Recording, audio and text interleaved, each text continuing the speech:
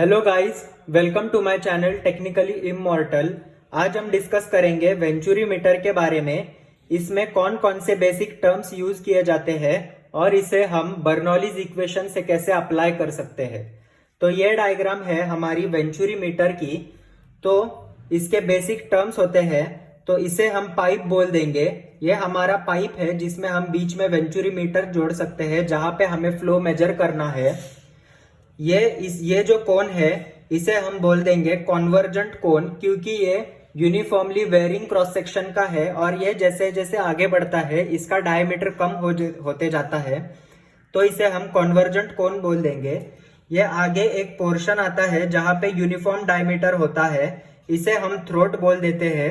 Throat का diameter usually हमारे pipe के डायमीटर से कम होता है और थ्रोट की लेंथ हमारे पाइप के डायमीटर के लेंथ के बराबर होती है। तो अगर हमारे पाइप की लेंथ है d,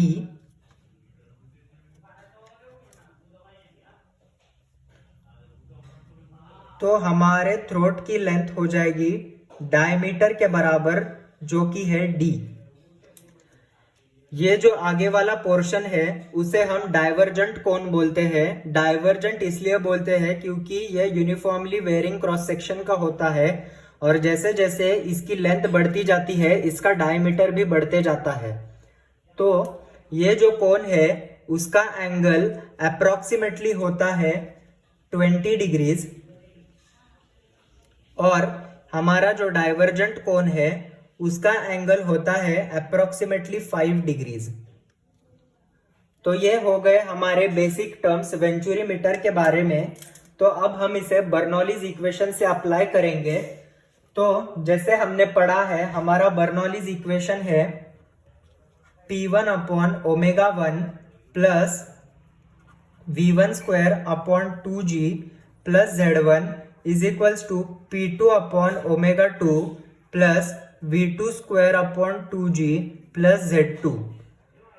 अब जैसे हमने ये वेंचुरी मीटर हॉरिजॉन्टल रखा है, तो ये जो हमारा सेक्शन 1 है और ये जो हमारा सेक्शन 2 है, हमें इसके बीच बर्नौलीज इक्वेशन अप्लाई करना है।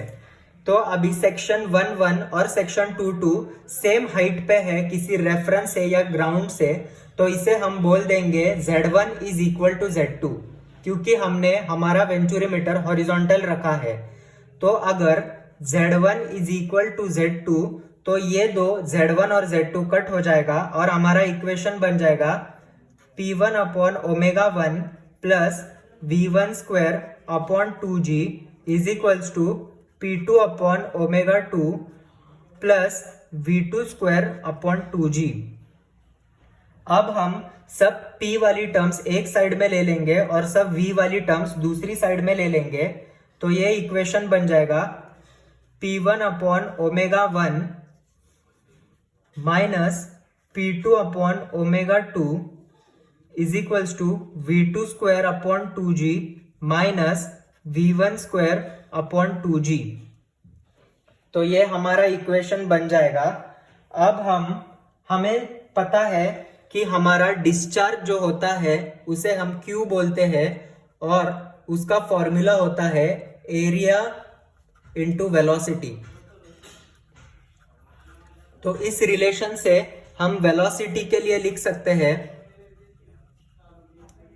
Velocity is equal to Q upon area. तो अब हमें एक और चीज पता है कि ये जो P1 अपॉन ओमेगा 1 है और माइनस P2 अपॉन ओमेगा 2 है, तो जैसे हम दोनों साइड के प्रेशर हेड्स का डिफरेंस ले लेते हैं तो हमें डिफरेंस ऑफ प्रेशर मिलता है। तो इस डिफरेंस ऑफ प्रेशर को हम बोलेंगे H।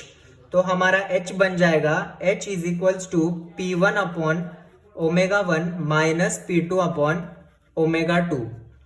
जैसे P1 अपॉन ओमेगा 1 ये होता है meter of H2O minus P2 upon omega 2 ये भी होगा मीटर ऑफ H2O।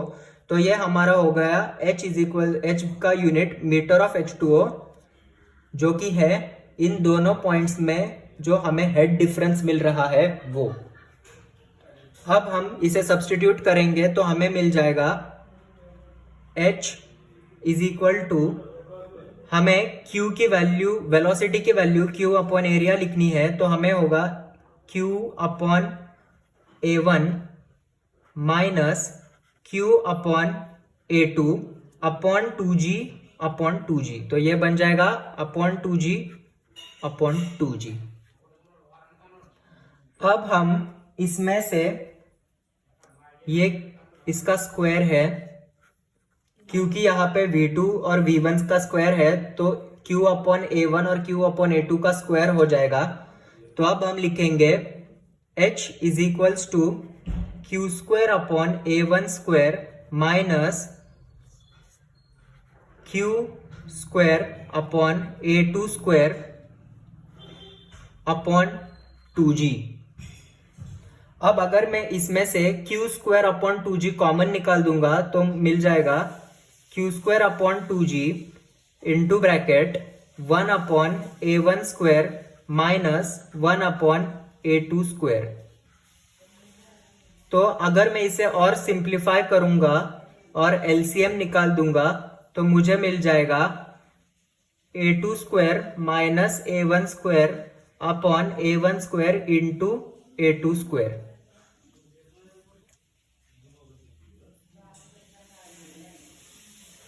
ठीक है। अब हम अगर आगे इसे और सिंप्लीफाई करने जाएंगे, ये हमारी H की वैल्यू है। हमें अगर Q के लिए सॉल्व करना है तो हम Q इधर रख देंगे और ये सब टर्म्स इस साइड में आ जाएगी। तो हमें मिल जाएगा Q इज इक्वल्स टू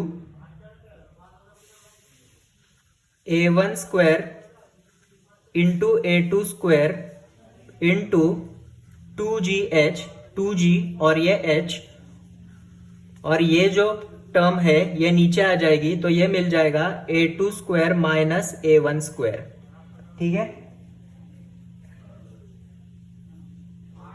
अब अगर हम इसे और सिंप्लीफाई करेंगे, ये Q स्क्वायर की वैल्यू आ जाएगी और इसका रूट ले लेंगे तो हमारा Q हमें मिल जाएगा Q is equals to A1 into A2 into root 2GH। ये जैसे स्क्वायर है तो स्क्वायर और रूट कट हो जाएगा, और इधर स्क्वायर नहीं है तो ये रूट में आ जाएगा, upon root of A2 square minus A1 square. तो ये है हमारा फ्लो मेजरिंग डिवाइस वेंचुरीमीटर के फ्लो कैलकुलेट करने का इक्वेशन। और वेंचुरीमीटर के बहुत सारे एप्लीकेशंस हैं, तो मैं एक एप्लीकेशन आपको बता दूंगा। एप्लीकेशन वेंचुरीमीटर का एप्लीकेशन है कि वो फ्लो मेजर करने में काम आता है हमें हमारी पाइप्स में।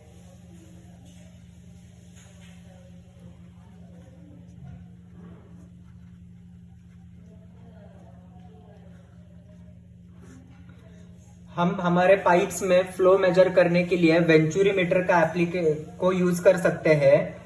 ये जो हमारा QTH है, ये Q थियोरेटिकल होता है।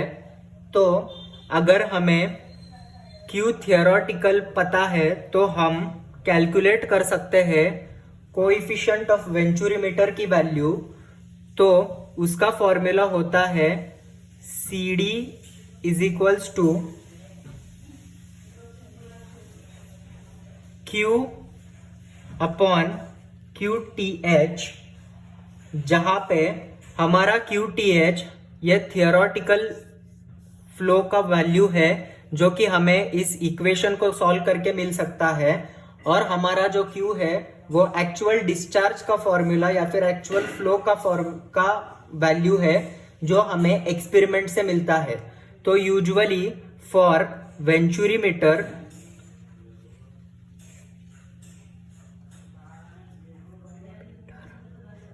CD की वैल्यू होती है 0.95 के आसपास।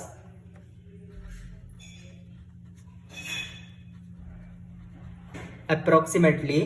तो हम Q एक्चुअल भी फाइंड कर सकते हैं अगर हमें कोएफिशिएंट ऑफ डिस्चार्ज पता है।